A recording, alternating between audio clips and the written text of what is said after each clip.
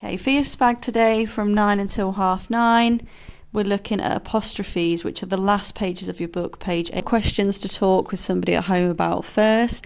We use apostrophes for two reasons, either possession, which is when something belongs to somebody, or omission, which is when letters have been left out, or we sometimes call it a contraction. So will not, we use the apostrophe because we shorten the word to won't. It says plural words do not need an apostrophe unless the plural possesses something. So there's some examples here. And then also when the words end in an S, you only add an apostrophe. We don't need two S's on the end.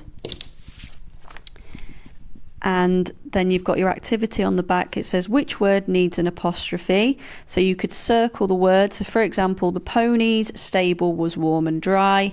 So I would circle ponies. And is it singular or plural? We know it's plural, more than one. Your activity, it says which word needs an apostrophe. So you could circle the word that needs the apostrophe. And then is it singular or plural? So the first one, the pony's stable was warm and dry. Ponies is singular, but the stable belongs to the pony. So we put an apostrophe to show possession. For Friday's lesson as well, there's a game that you can play with somebody at home, and it's to do with possessive or plural. It says each player takes turns to pick up a sentence card. So you need to cut up these cards along the lines to start off with.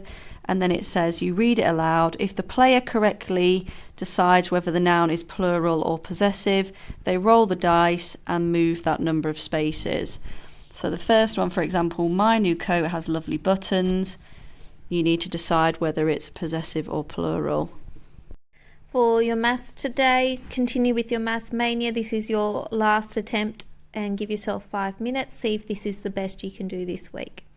Then you're doing your Friday activity, so you look through your maths booklet.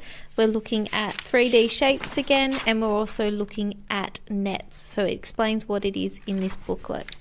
Then you turn in your booklet here, your workbook, to have a go at the Friday activity where you need to identify the shapes and their properties.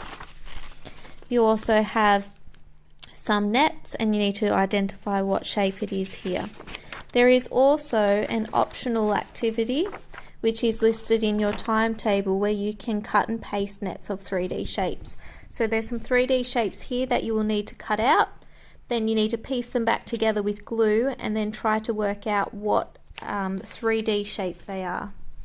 Also note in the back of your book, I've also listed the answers to each of your activities this week. So there's your Maths Mania answers, and then you look at what day it is, and then you've got the answers in the back. For your topic work today on Friday, you need to look at your booklet and it says, can you complete one or both of the Be Creative activities?